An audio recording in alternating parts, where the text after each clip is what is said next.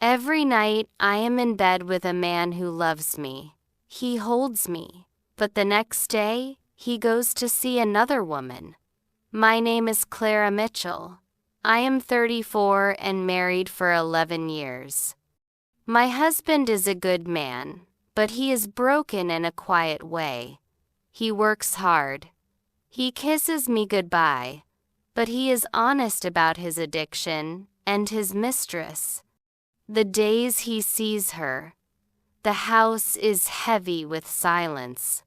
People tell me to leave. They say I deserve better, that this life is not enough.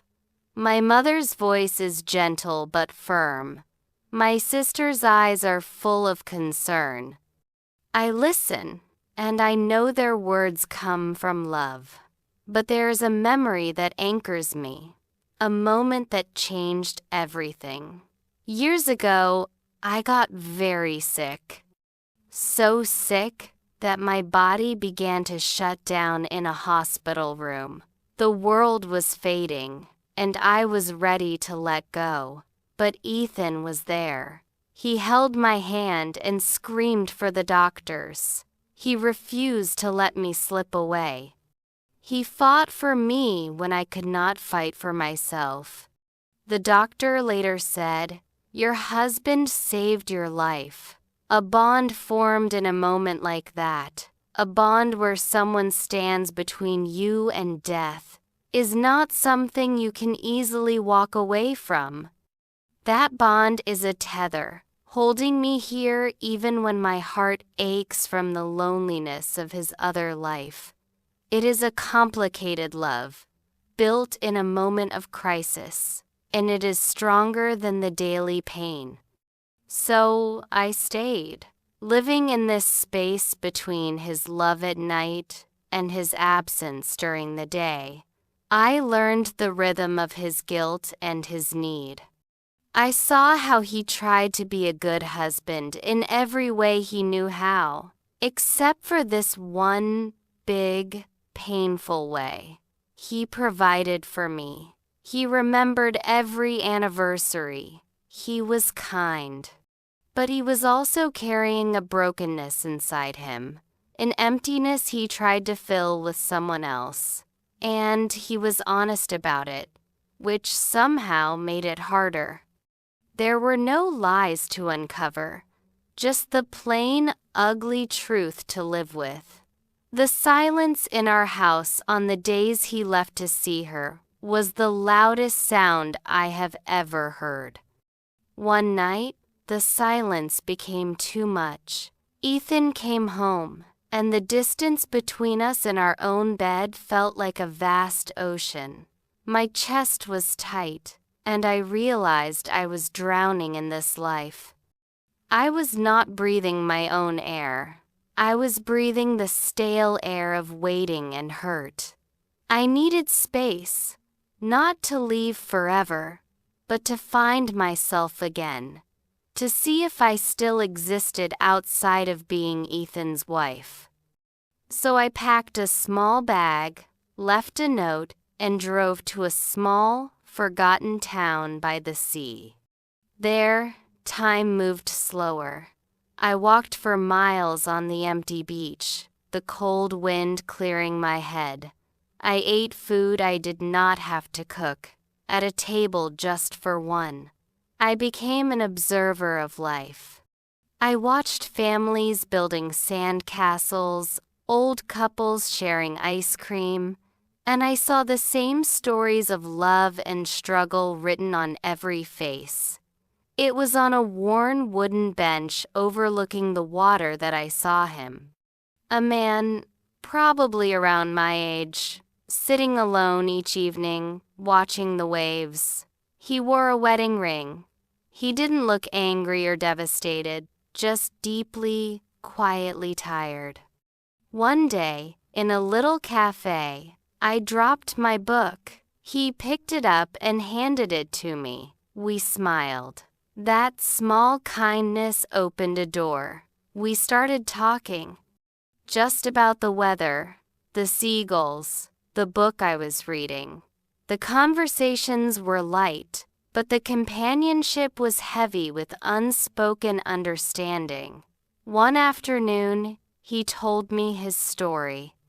His wife had fallen in love with his best friend. She left without a big fight, just a quiet goodbye. He was here to learn how to be alone again. Hearing his pain was like looking into a mirror. I didn't feel happy for his suffering, but I felt less alone in mine. The world, which had felt so cold and isolating, suddenly felt connected by a shared thread of heartbreak. I told him about Ethan, the forehead kisses, the heavy silences, the hospital bed. I spoke without crying, which surprised me. We were just two people, sitting on a bench, showing each other our cracks. We became friends, nothing more. There was no romance, no betrayal of my own. It was a safe harbor. That friendship was a powerful medicine. It did not fix my marriage, but it fixed something in me. It reminded me I was a person who could connect, could listen, could be interesting to someone outside of my own drama. It showed me that my pain was not a unique curse, but a part of the human experience. People everywhere are trying to mend broken things, especially their own hearts. When I finally returned home, I was different. The house smelled the same, looked the same, but I entered it as a changed woman. Ethan was there. He looked like he hadn't slept. His eyes were red and raw. He said my leaving had shattered him. The empty house, he told me, had screamed at him with all his mistakes. For the first time, he saw the real cost of his actions. He wasn't just risking losing me. He had already lost himself. He sat beside me on the couch, and then, as if his legs could no longer hold him, he slid to the floor and put his head in my lap. This strong man, who saved my life, broke down and wept. He showed me a vulnerability I had never seen before. He whispered, "I was chasing something shiny, and I almost threw away the only real treasure I had." In that moment, I didn't see the man who betrayed me. I saw a human being, flawed and drowning in his own weakness. I did not feel a rush of forgiveness or a sudden healing. I felt a deep, calm understanding. I understood that love is not a fairy tale. It is messy. It exists alongside pain, weakness, and poor choices. The man who hurt me was also the man who fought for my life. Both things were true. I held him as he cried. I didn't hold him because I was weak or because I was giving in. I held him because I chose to. I was no longer a prisoner in my marriage. I was a participant making a conscious decision. I did not ask him for promises to change.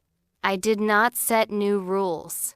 Promises are just words, and I had learned that actions and honesty were the only real currency left between us. By holding him in his broken state, I was showing him and myself a new kind of strength. It was the strength of compassion, the strength of seeing the whole, complicated truth of a person and choosing to stay present with it. I realized that staying, when done with open eyes and a full heart, is not a sign of weakness. It can be the bravest choice of all. It is not about ignoring the pain, but about deciding that the love, the history, and the bond you share is worth navigating through the pain. That night, as I held my weeping husband, I found a peace I had been searching for. It was not the peace of a problem solved, but the peace of clarity. I understood my own power. I was not staying because I had to, or because I was afraid to be alone. I was staying because, after walking away and breathing my own air, I had looked at my life and my husband with clear eyes and chosen this path. I accepted that our life would be imperfect. He might struggle again. The shadow might return. But I was no longer afraid of the shadow. I had learned to carry my own light. In choosing to stay, to understand, and to love with open-eyed acceptance, I did not just give my husband grace. I found my own strength, my own peace, and for the first time in a very long time, I felt completely whole.